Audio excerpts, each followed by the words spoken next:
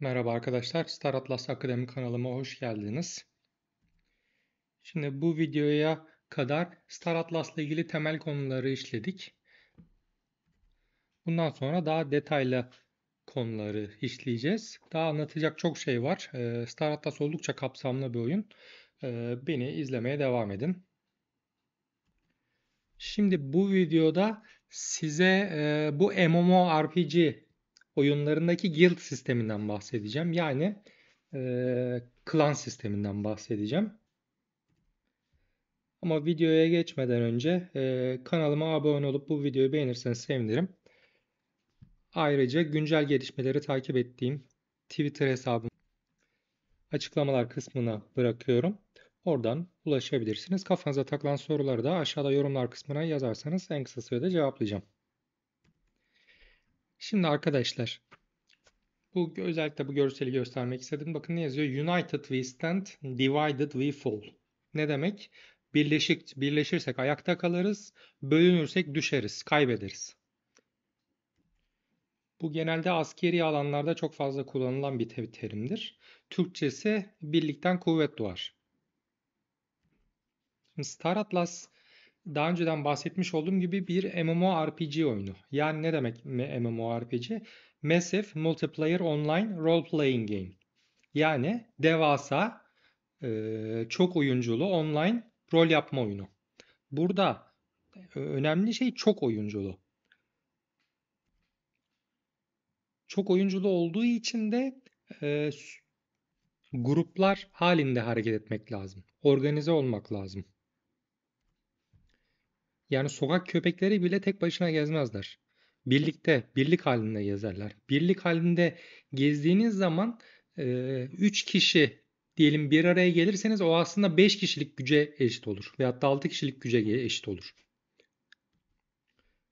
Dolayısıyla organize hareket etmek muazzam bir şekilde önemli olacak Star Atlas'ta oyunda. Şu aşamada henüz daha savaş olmadığı için yani bizim PvP dediğimiz player versus player yani bir oyuncuların birbirlerine karşı savaş yaptığı versiyon henüz daha geçerli olmadığı için şu aşamada çok önemli değil.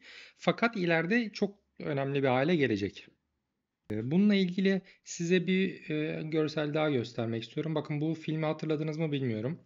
Bu 300 Spartalı filminden bir sahne. Burada hatırlarsanız izleyenleriniz var mı bilmiyorum. Burada 300 tane Spartalı kalkanlarından öyle bir zırh örüyor ki hiç kimse o karşısındaki Persliler yani İranlılar o, o zırhı delip de o 300 kişi öldürüp onların ülkesini fethedemiyorlar. Hatta bu 300 Spartalı sefere gitmek istediği zaman işte onların arasına bazı insanlar da kendi taraflarında bazı insanlar da katılmak istiyorlar. İşte biz de gelelim, işte kendi ülkemizi savunalım. Diyorlar ki siz gelmeyin. Çünkü sizin mesleğiniz askerlik değil. İşte kimisi orada işte terzi, kimisi işte ayakkabı ustası, kimisi kılıç ustası vesaire vesaire. Çünkü o zırhta oluşabilecek küçücük bir delik 300 kişinin aynı anda devrilmesine sebep olur. O yüzden zırhta en ufak bir delik bile olmaması lazım. Ve zaten de o 300 kişi işte 300 kişilik ordu binlerce kalabalık Pers ordusuna karşı galip geliyor. Evet, devam edelim arkadaşlar. Bunu gösterdikten sonra. Şimdi cebimizde birincisi bu var. Guild sistemi muazzam derecede önemli Star Atlas'ta. Şimdi gelelim ikinci konumuza. Bu da bundan önceki birinci videomda da bahsetmiştim bu konudan. Şimdi bu Google Trends sitesi Star Atlas yani bu Google Trends'te şeyler var. Hangi kelime ne kadar ve nereden aranmış onu gösteriyor. Star Atlas yazıp burayı da dünya çapında ya getirip son 12 ayı seçerseniz arkadaşlar burada işte Star Atlas'ın ne kadar arandığını görüyorsunuz. Bakın şuradan sonra bir artış var muhtemelen. Bu da Laps'ın etkisiyle oldu. Göstermek istediğim şey bu değil aslında. Şu. Bakın. Burada hangi ülkeden ne kadar arandığını gösteriyor. Bakın birinci sırada hangi ülke var? Türkiye. Ezici bir şekilde en fazla arama Türkiye'de. İkinci kim? Kıbrıs. Bu da çok manidar. Bu Kıbrıs da muhtemelen Kuzey Kıbrıs. Güney Kıbrıs değil. Bizim Türk kesimi. Şimdi o Kuzey Kıbrıs'ı dünya çapında tanınan bir ülke olmadığı için onu hem kuzey hem güneyi Kıbrıs altında gösteriyorlar. O da Türkiye yani. Geri kalan Çin, Portekiz, İsviçre bakın ne kadar az. Yani elimizde ne var? Bir, Guild sistemi Star Atlas'ta çok önemli. İki, Türkiye'den Star Atlas'a muazzam bir ilgi var. Peki Türkiye'deki bu Star Atlas ilgisi çok organize olabilmiş durumda mı? Benim gördüğüm kadarıyla çok büyük bir organizasyon içinde değiliz. Kendimi de buna dahil ediyorum. Fakat organize olmak için çok ciddi bir organizasyon mevcut elimizde. Bu da esasen bizim için bir şans.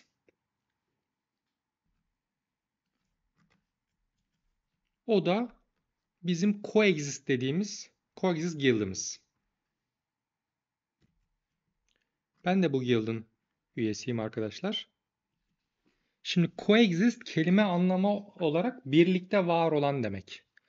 Yani demin size anlattığım şeyleri zaten guild kendi ismiyle zaten bunu yaşatmış.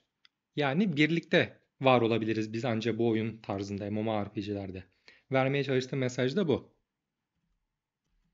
Şimdi benim bildiğim kadarıyla Coexist Türkiye'nin tek guild'i Star Atlas Guild'i. Başka guild varsa ben bilmiyorsam kusura bakmasınlar. Ben benimle iletişim geçerlerse onu açıklamayı da belirt videolarında bahsederim o guild'den de. Ben duymadım. Bir tane vardı. Eskiden bir tane daha vardı. O da dağıldı. Gitti. Ne oldu bilmiyorum yani onlar da. Ee, Şu an aktif değiller onlar. Şu an tek guild.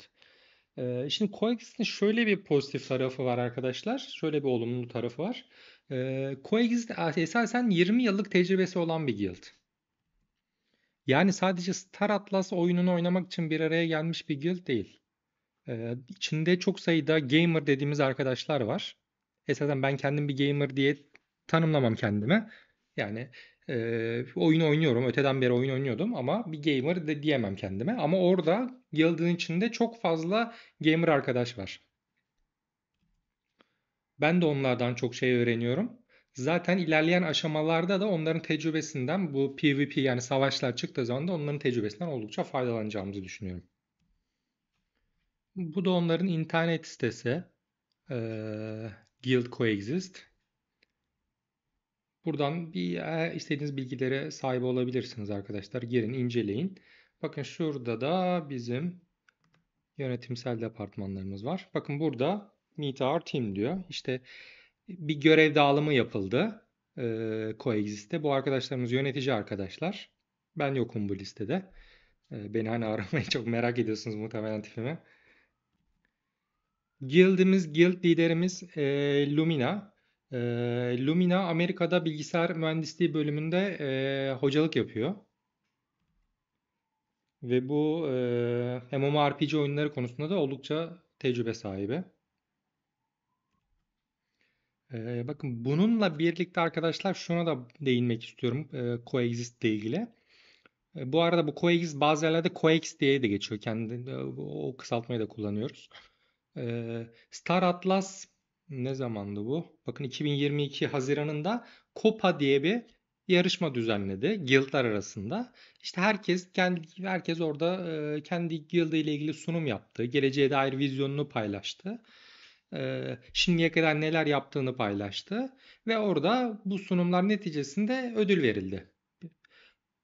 Bu yarışmada Coegiz birinci oldu arkadaşlar. Bakın bu Star Atlas'ın kendi kendi Twitter account'unda birinci Coexist oldu. İkinci Dark Matter oldu. Üçüncü de The Club diye bir guild oldu. Bu oldukça büyük bir başarı ve bu ilk kopaydı. İkincisi de henüz yapılmadı. Bu da ülkemiz adına ve de Türkiye'deki Star Atlas topluluğu adına oldukça olumlu bir durum. Guild'imizle ilgili bir diğer değineceğim konu da arkadaşlar uluslararası işbirlikleri. E, Lumina hocamızın uluslararası alanda yakın ilişki içinde olduğu guild liderleri var.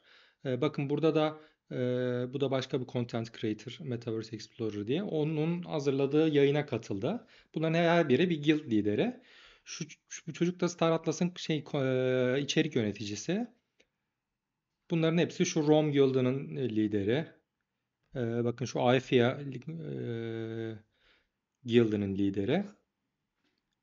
Bu da Quimera. Bunlar hep Star Atlas'ın en büyük guildleri ve bunlarla beraber program yapıldı. Evren hocamız da ona katıldı.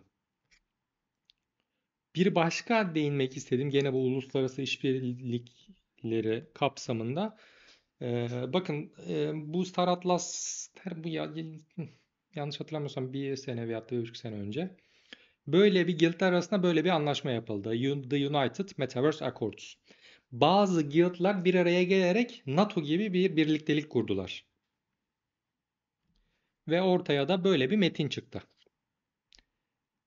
Burada maddeleri tek tek okursunuz. Ben linkini paylaşacağım size. Ama bakın en önemli madde bakın şu.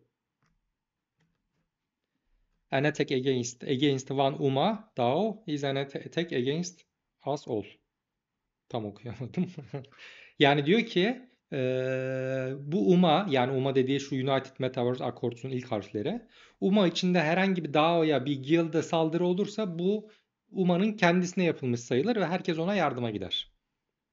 Bu çok önceden çok oldukça vizyoner bir anlaşma ve bunun da tabii ki altında insanların imzaları var. Guild liderlerinin işte burada yazıyor hangi guild'in temsilcisi olduğu. Bakın burada da bizim de Coexist olarak Lumina'nın imzası var. Özellikle bunu da belirtmek istedim. Sonuç olarak arkadaşlar Türkiye'nin en büyük ve de tek guild'i olan Coexist'e katılmanız hem sizin için hem bizim için hem Türk topluluğu için herkes için oldukça ideal olacaktır. Birlikten kuvvet doğar arkadaşlar. Coexist'in bütün sosyal medya hesaplarını, Discord hesaplarını, her şeyini açıklamalar kısmına bırakacağım. Oradan ulaşabilirsiniz. Kanalıma abone olup bu videoyu beğenirseniz sevinirim. Ben kendi Twitter hesabımı da gene açıklamalar kısmına bırakacağım. Eğitim videolarında yeniden görüşmek üzere.